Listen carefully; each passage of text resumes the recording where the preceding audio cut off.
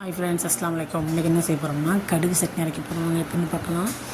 இந்த கடுகு சட்னி வந்து சுட சுட சோத்தில் வந்து நெய் போட்டு இல்லை நல்லெண்ணெய் வச்சு சாப்பிட்டா சூப்பராக இருக்கும். அப்புறம் வந்து இட்லி, தோசை, புளிசோறு, தயிர் சோறு, லெமன் சோறு எல்லாத்துக்குமே சூப்பரான காம்பினேஷன். இது நல்லா டேஸ்ட்டாக நல்லாயிருக்கு. ட்ரை பண்ணி பாருங்கள். நான் ட்ரை பண்ணி பார்த்தேன், சூப்பராக இருந்துச்சு. இதுக்கு தேவையான பொருள் எடுத்து வச்சுருக்கோம் பாருங்கள். கடுகு, உளுத்தம்பருப்பு, பூண்டு, பட்டை மிளகா, கருவேப்பிள்ளை, தக்காளி 2 இதெல்லாம் எடுத்து வச்சுருக்கேன். இதில் வந்து 7 ஸ்பூன் கடுகு போட்டுங்க. கடாயில் எண்ணெய் ஊற்றிட்டு கடுகு 7 ஸ்பூன் போட்டுங்க. போட்டு நல்லா பொரியணும். பொரிஞ்சால் தான் கசப்பு தன்மை இருக்காது.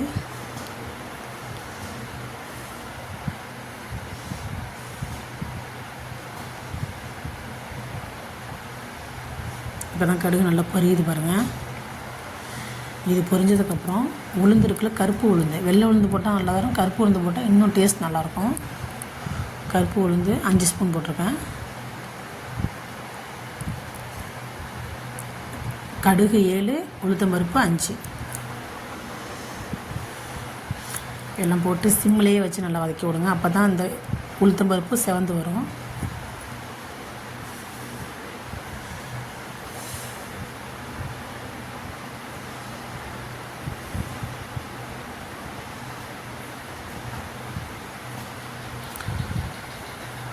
முழு தோல் உரிக்காத பூண்டு போட்டுருங்க. 5 பட்டை மிளகா, ஃப்ரெஷ்ஷான கருவேப்பிலை உருவி போட்டுங்க. எல்லாத்தையும் போட்டு நல்லா வதக்குங்க. எல்லாம் மொறுன்னு வரணும். நல்லா சிம்மிலே போட்டு நல்லா வதக்கிவாங்க. வதக்கிட்டு அரிஞ்சு வச்சுக்கணும் 2 தக்காளி, அதையும் போட்டுங்க. கடுகு தேங்காய் சட்னி அரைச்சிக்கலாம், கடுகு தக்காளி சட்னி அரைச்சிக்கலாம். இப்போ நான் தேங்காய் அதில் சேர்த்துக்கிறேன். இதில் தேங்காயுமே சேர்த்துக்கலாம், சூப்பராக இருக்கும்.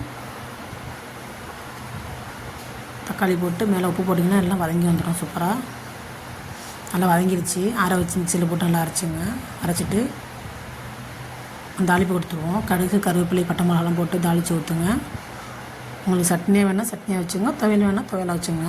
சூப்பராக இருக்குது. ட்ரை பண்ணி பாருங்கள். இந்த வீடியோ பிடிச்சிருந்தா லைக் பண்ணுங்கள், கமெண்ட் பண்ணுங்கள், ஷேர் பண்ணுங்கள், மறக்காமல் சப்ஸ்கிரைப் பண்ணுங்கள். இந்த கடுகு சட்னியை ட்ரை பண்ணி பார்த்துட்டு எப்படி இருக்குன்னு கமெண்ட்டில் சொல்லுங்கள். சூப்பராக இருந்துச்சு. இட்லி தோசைக்கு சூப்பராக இருக்குது. லெமன் சோறுக்கும் சூப்பராக இருந்துச்சு, புளி சோறுக்கும் சூப்பராக இருந்துச்சு. ட்ரை பண்ணி பார்த்தா நீங்களும் ட்ரை பண்ணி பார்த்துட்டு எப்படி இருக்குன்னு கமெண்ட் பண்ணுங்கள். அஸ்ஸலாமு அலைக்கும்.